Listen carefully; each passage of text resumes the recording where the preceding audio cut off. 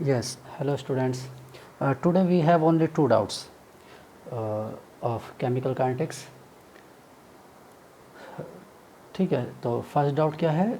A reaction is represented by, एक reaction है ए to be, ए से बी बन रहा है K1, slow rate, slow rate means RDS step, slowest step of the process known as RDS, यानी rate इसी पर डिपेंड करेगा।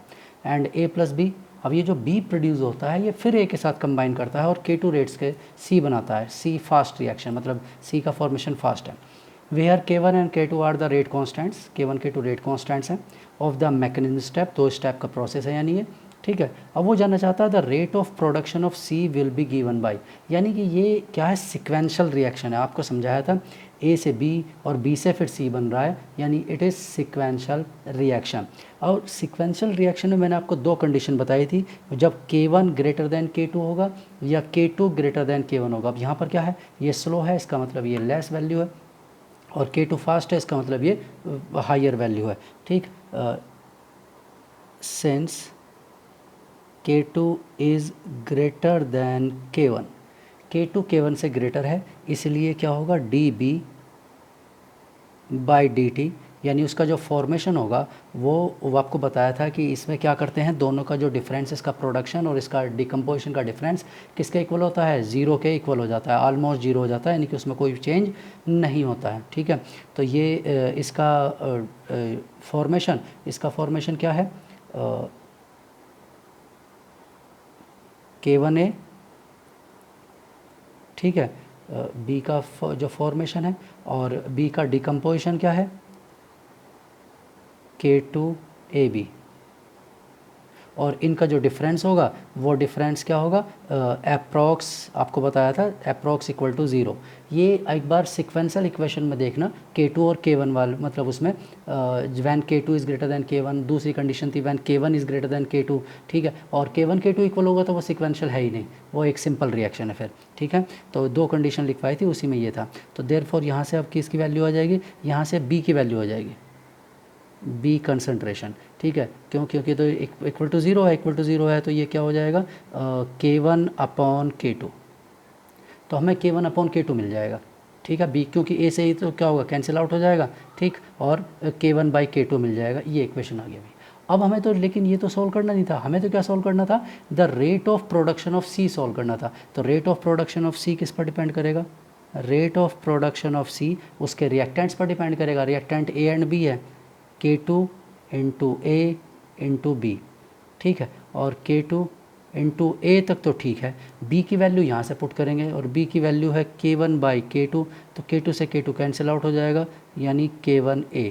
तो rate of production of DC by DT, यानी rate of production of C given by K1 into K1 into A, K1 into A. वैसे हम सोच रहे होंगे, मतलब स्टार्टिंग में देखने में लगेगा कि आंसर ये आएगा K2 इंटू ए। क्यों? क्योंकि ऑब्वियसली देखने से यही लग रहा है कि सी का फॉर्मेशन ए और बी पर डिपेंड कर रहा है, और K2 रेट का, यानी K2 इंटू ए बी इसके अकॉर्डिंग होगा।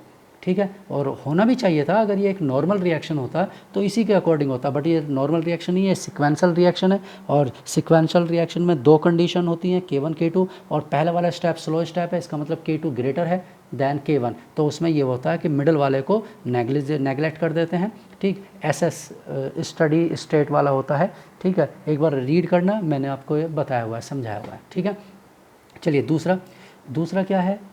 ये है क्वेश्चन है, ये सिंपल ऐसे ही इसी टाइप का क्वेश्चन है, लेकिन उसमें सिक्वेंशियल नहीं है, बहुत सिंपल है। The rate of the reaction between A and B, A और बी का कोई रिएक्शन है, increase by a factor of 100, यानी कि हमारे पास दो रेट हैं रिएक्शन के। एक है हमारे पास R1 equal to K A raise to power M and B raise to power N, ये है R1। और एक हमारे पास है R2 equal to K A raise to power M, 1 लिख देता हूँ, 2 और B2। ठीक है, ऐसे लिख देता हूँ मैं। ठीक है, ये स्क्वायर नहीं है। ठीक है, 2 मतलब 1 और 2 इनिशियल लिख सकते हो या फाइनल, ऐसे कर सकते हो। तो वो कह रहा है कि नया रेट प्रीवियस रेट का क्या है? 100 फैक्टर इंक्रीज़ हो गया 100 टाइम्स। 100 टाइम्स इंक्रीज़ होने का मतलब क्या हुआ? अगर मैं इसे x मान लेता हूँ, लेट इट इज़ x, और इसकी कंसंट्रेशन a मान लेते हैं। ठीक है, और इसे तो b ही रहने देते हैं। ठीक, और ये कितना हो जाएगा, it became 100x equal to k। और इसकी कंसंट्रेशन क्या करा, when the concentration of A is increases 10 fold. 10 fold mean अगर यहाँ पर A है तो यहाँ कितना हो जाएगा, 10A हो जाएगा, और पावर m।